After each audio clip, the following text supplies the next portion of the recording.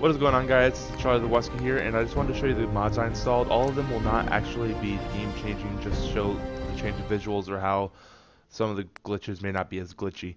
So the first one I installed was improved map with visible roads. That's just so I can see my way around. And the other was the unofficial Fallout 4 patch. That way I can actually complete the quests and they won't be as glitchy or anything. And that's all I wanted to say before the video. And as always, guys, make sure you hit that like button, follow, subscribe, and comment. And as always, keep those tails wagging. What is going on, guys? This is Charlie the Wesky here. Welcome back to Fallout 4 Episode 3. In the last episode, we actually helped out Preston Garvey and his group of miscreants get out of Concord and head over to Sanctuary. In that part, Preston Garvey actually gave us a mission to go to 10 Pines Bluff to help them out. But before that, we're actually going to head to a couple different areas, such as a diner and the Mole Rat Cave, just to get some places leveled up. On the way there, I actually ran into Trash Can Carla. She's a wandering merchant who sells stuff at a rather high price, honestly. It'd be better if you can just scrounge it off of other people. But I did end up buying a little bit of ammo and everything, trying to stock up a little bit for some upcoming fights. I was debating on what kind of ammo to get, and I don't think I had any 308 round using weapons, but I ended up going with some 3.8 ammo, like maybe 15 or so, because the 50 was way too high and such and blah blah blah.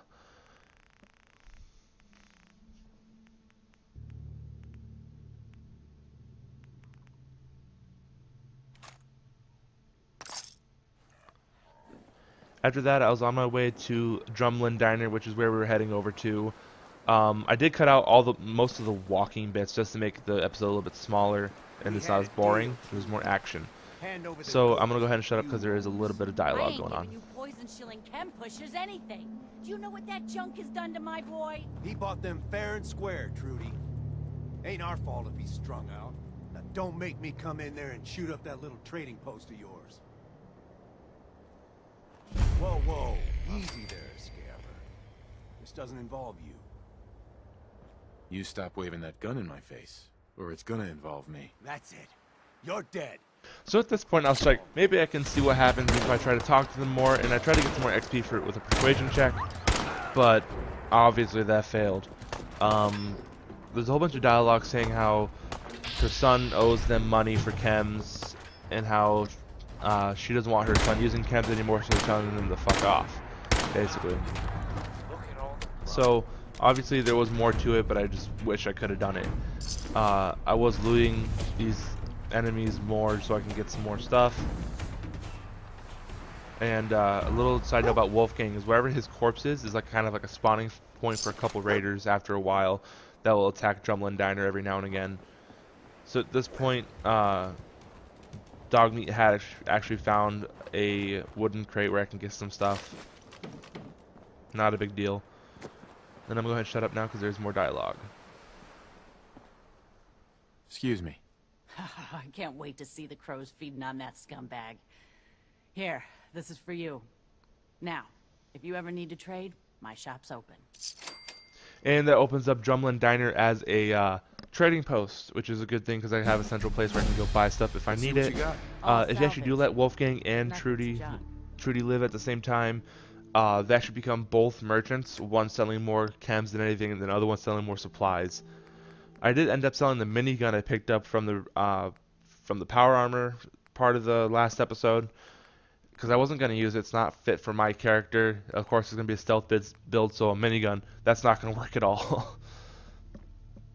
I did get a decent amount of caps for it. I was kind of looking through other stuff I could sell, and I couldn't think of anything else to sell, so I went ahead and just left it at that and took what I had and walked on my way out.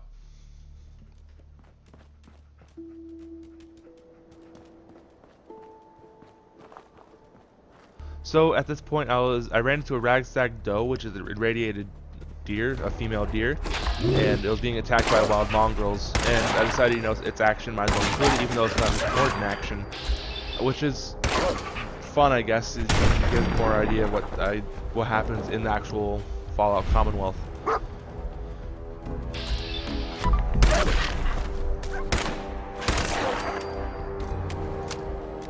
And after having scavenged all the meat from the corpses of the mongrels, which are rabid, irradiated dogs that can be traded or trained by raiders. I remembered I had leveled up at the previous quest I had just finished. I was going through here and I was just thinking, should I go into intelligence so I can get science later for my settlement later? But I decided not to, and I was trying to see what else I could put in. I was thinking maybe rifleman, but I thought I can get another sneak point in, so I decided to go with sneak because, of course, a stealth build needs a high sneak perk. And at this point, I was trying to figure out like what sneak does, and I was kind of reading through everything, and I was like, oh, those are actually some really good perks. Like you don't trip mines, you don't trip traps, and all that stuff, which is really good. On my way back to the Red Rocket truck stop to go to the mole rat den, I ran into a steamer trunk full of stuff I could use, such as this tactical heavy pipe pistol, which will also increase the damage output, and I ended up putting it on in my own weaponry arsenal instead of using the regular pipe pistol because, of course, more damage is more accurate because the tactical means it has a tactical sight on it. And excuse me kind of dinking around in the menu. I was trying to figure it out because I'm not used to how this works. I mean, it's like Skyrim and everything where you can just press a button and it's unfavored and you can favorite another one.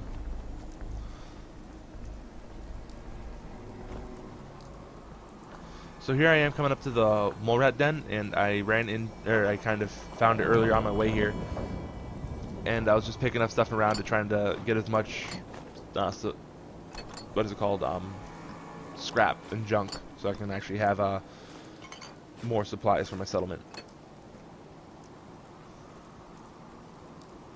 So as I come in here, it's actually a, like I said, it's mole rat den, so there's many mole rats in here.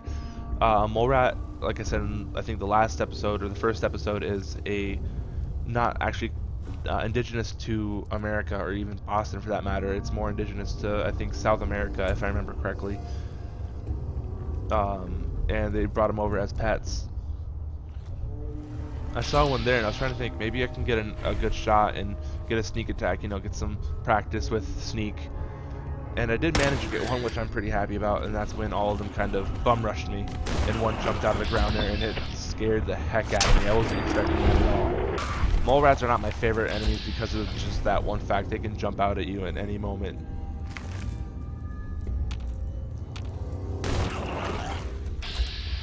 So after this fight, I did end up looting. I did cut that out because it's just boring. Here's our first instance of an irradiated object. Around the Commonwealth, there's actually a lot of objects such as radiated barrels that give off radiation in the air, depending on how far and how close you are to it. This, for example, is not as bad because it's a low amount, but there's places where it can give off 30s and 40s of radiation if you're not careful. And as you can see in my health bar, it's actually going, the red is actually proceeding more down towards my health, which decreases my maximum health unless I use Radaway, which is basically a decontamination chamber in a bag. Here I found a rabid mole rat, and I was thinking, oh gosh, Borderlands taught me that rabid animals are worse than normal animals, so I might as well kill it with a sneak attack. I did run into the safe right next to it, which gave me some good things, along with showing me some chems. Now, I don't like using chems because you have to worry about addiction and everything, and if you're addicted to it, you know, it could end up with negative side effects on your character. That's it. But I did find some grenades and mines and a watch that I can use for it, but I decided to leave the chems in there and not worry about it. It says in the top left that if you drink water, you could either gain health, or if it's radiated water, you gain radiation damage. Like I said before, radiation takes away from your maximum health, so if I have a maximum health of 100 and I take 1 point of radiation, I'll have 99 health in a sense. So after this, I actually did end up going to Sanctuary to go drop off my supplies that I picked up, and I actually put short laser musket into my arsenal to use later because I consider laser muskets useful. I did cut away to the thicket excavations. It's a place where I was kind of curious if I wanted to explore it, but my main objective was to do the 10 Pines Bluff quest, or at least get it started. So I decided not to, but then I realized there could be enemies here, and I wanted it to be a complete surprise if possible. So I was trying to sneak my way through here. I actually have not done this part of the area before, and that's why I was more or less cautious of going through here, because I really wanted to keep it a surprise for when I go through in another video. It's not going to be the next video. I don't know if I'm actually going to do it or not. but it would be something fun to do later down the road if I remember.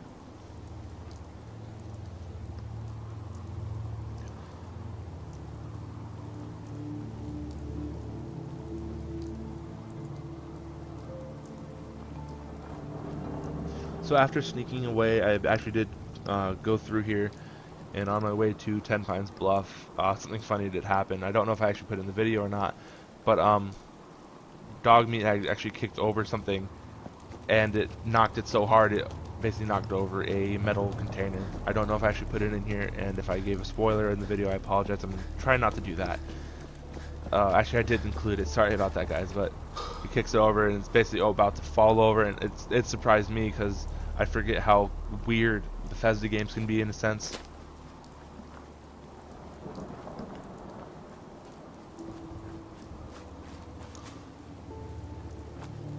So I was actually almost there to 10 Pines Bluff, and this is where Preston and Garvey had sent me before in the last episode to talk to them because they were having raider problems.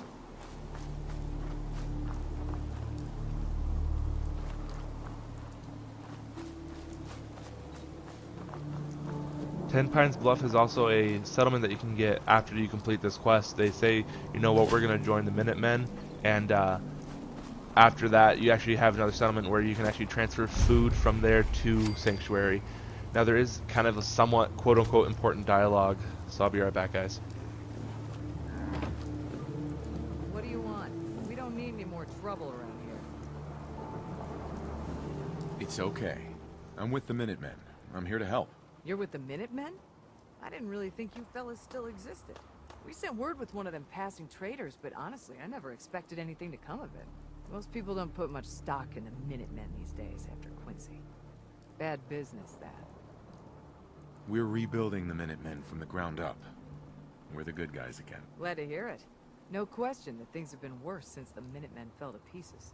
There's a raider gang that's been giving us trouble for weeks, stealing food and supplies, threatening to kill us all if we don't pony up. We know where they're coming from, but we can't go up against a gang like that. Don't worry. I'll take care of those raiders for you. Thanks, friend. If you folks are for real this time, it'll be a welcome change for the better.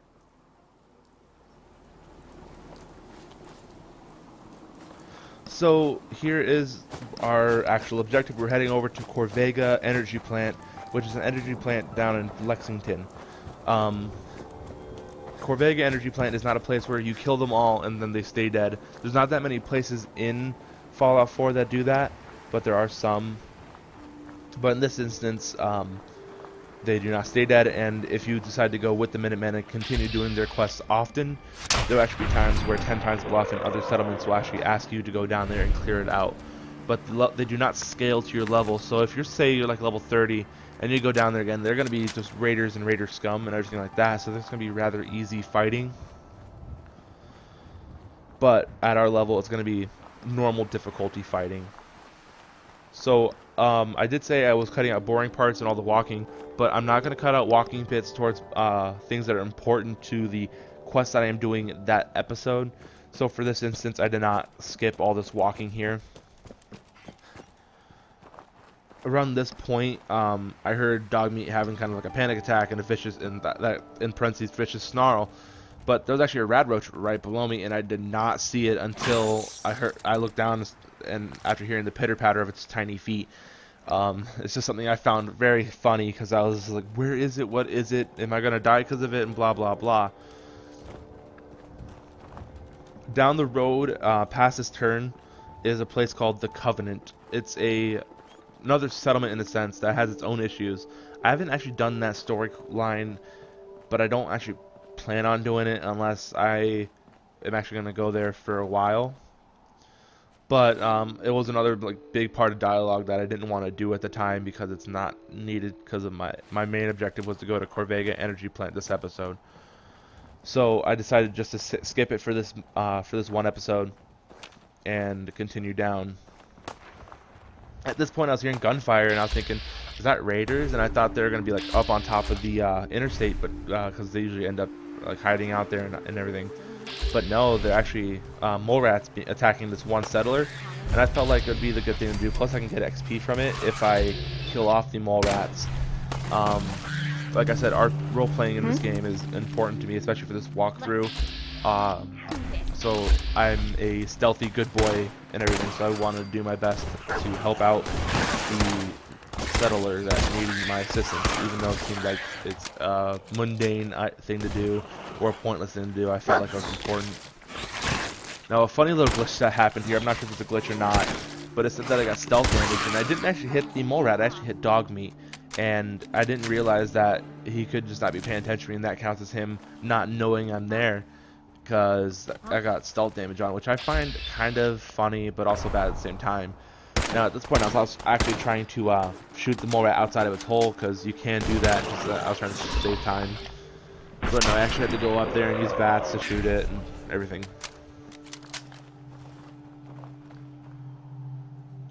When I found out that there was no more mole rats, I was actually rather upset that I didn't get a reward from helping out the settler, like some bottle caps or some ammo or something, but no. I'm not too upset about it. I was kind of peeved off when I first recorded it, but now that I kind of think about it, no, it's just a settler. They didn't ask for my help, I just helped them out. When I was coming through here, I was kind of confused why there were so many cars, especially like semi-trucks and everything. And I realized I was above the interstate that got destroyed by the nuclear explosion. So of course the cars are going to fall off the interstate. So that was me being a little stupid there. But I found it kind of funny to include that. As I was walking into Lexington, which is I'm coming up now, I was passing this old kind of rundown building. And I was trying to figure out what it was, or at least try to discover it so I can come to it later, like either off screen or on screen, depending on what I felt like doing. But I couldn't, so I just kind of ignored it, because I realized, oh, I can just always come to Lexington and then travel backwards. Here I actually ran into some raiders, and I wasn't sure where they were, so I was kind of just going into hiding mode and stealth mode and, you know, being a ninja. So they ended up forgetting about me, which makes me kind of happy.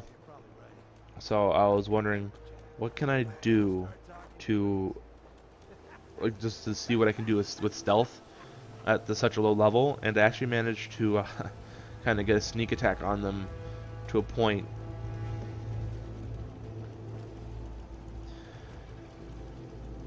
I forgot to mention, when you're sneaking and everything, it's kind of obvious, but your jumping ability is kind of hindered very much so, and how you can't jump as high unless you, even like as if you were standing, but it's also very understandable because, you know, you're crouching and you're jumping. So here I find kind of funny is just, I was wondering if Dogmeat was following me, and he was just standing there, and I wasn't expecting him to be there. I was expecting him to be following behind me, and it surprised me. And at this point, right here, I think, I heard gunshots, and it just surprised me. And I thought I was getting shot at, but it said hidden, and I thought, is that a glitch? But no, it was actually Dogmeat distracting the raiders that were there. So I decided I was going to try to help Dogmeat as much as I can, but I just could not get to him without going past that turret. So I decided I'm going to go ahead and kill off that turret, and I'll just give away my position, and I won't worry about it later. So that did give away my position, and in the top left it says that my dog is hurt. It happens when your companions take too much damage and they would normally die. But since they are your companions, they don't normally die. They just go down, kind of like they need to be revived. You can use stim packs to revive them and to bring them back from beyond the grave in a sense. But because stim packs are such a rare commodity at this point in the game, I decided to hold on to them. Especially since I made that mistake before when I needed a stim pack, and I was just stuck at a point for a while. It wasn't in this playthrough at all, but it was in another playthrough of the game. Something that kind of peeves me about this game is in the VATS you just saw, I was shooting the grate. I find it really annoying how you can't just shoot through that, because it's such a small amount of metal that the bullet can't go through with weakened damage.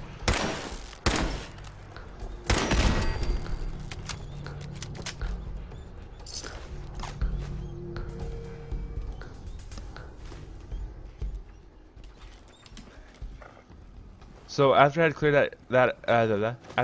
out that area, I decided to continue exploring Lexington and trying to get to my location that I wanted to get to, which is Corvega, of course. I wasn't sure where raiders were exactly, but I know that this place is heavy with raiders, so I decided to play it safe and kind of, you know, stick to my guns and stay hidden and everything, because everything in the Commonwealth, especially at this area, there's a lot of raiders. So I didn't want to end up getting shot at and losing all of my healing items. But I did end up finding some raiders that were shooting at something. I didn't get to find out what it was, sadly. But I ended up taking them out. More XP, I got some more loot, more ammo, stuff that I need. So yeah, Dog Meat ended up giving away my position at this point, which when I get to a person that I want to get, which is someone from a certain faction, I'm not going to say who. It's probably obvious at this point because of my build, but I'm not going to say who it is because, you know, spoilers and blah blah blah. But yeah, so I got them taken out, and I realized I'm still in danger, which means there's more people up around me. But I decided, you know, I'm going to go ahead and loot them and take the chance of getting shot at and killed. And I realized they're above me, so I decided, how can I get above me as my location? So I was exploring and trying to figure out, I saw these stairs. So I was thinking, maybe I can get them to stop looking for me, I can get a good sneak attack on them and kill them off rather quickly. So on my way there, I ran into some ghouls. Ghouls are feral, like these ones especially are feral. They have been irradiated so much that their brains are gone. And they're basically just half zombies that are trying to kill you because you're moving. Which kind of surprised me because ghouls don't attack each other. I guess it's because they know they're ghouls, so they don't care as much. But I was able to kill one with stealth, and this one took a little bit longer to kill, which is not the best because it did decent damage to me. This one was more focused on the ones talking, so I was able to sneak up on them, get the sneak attack, and get the instant kill. I did take a decent amount of damage, so I decided to use the stim pack and heal myself up. And after that, I was just trying to find out where the enemies were. So I was like, are they around this corner? No, but there's stairs there. So I decided to walk up and look for them further. And that's when I saw this hole. And I saw that person there, and I was like, oh, I can get this headshot. Boom, to headshot in a sense, and then nope. The game's just like, you know what? We're gonna turn around right when you don't want us to. What was that? And that part right there had scared me so much when I was standing there and I was expecting just to get shot at and killed. And I was hoping I can just get, like, lure him out and get him out here, and then that's when Dog Meat was like, I'll help, and ran towards the guy and killed it. It obliterated Dog Meat. At this part, I was kind of scared because that did a lot of damage, so I ran trying to see what I can do. And at this point, I got injured. An injury can hinder like how your body moves and behaves, or what happens. So he injured my arm, so my melee attacks would not be as strong. So I did manage to throw a grenade. I was actually hoping to throw a fragmentation mine that would be easier to use, but a grenade works fine because it ended up killing him. The thing he had was a Fat Man. It actually launches mini nukes that is ammo. I don't know if mini nukes actually weigh anything or not, and if they don't, I might end up using that for more stuff where they know I'm coming through and everything, and they know I'm there and they want to kill me in a sense. But I didn't pick up that Fat Man because I can probably find another one rather quickly. So Dog Meat is back to his normal up and at himself, and, you know, jumpy, happy, go lucky, bark bark. I came over here, and the raiders are actually known for having like chem boxes where they kind of set up. So they had that there, which kind of was annoying because, you know, I don't pick up chems, I don't sell them or anything. It's just there.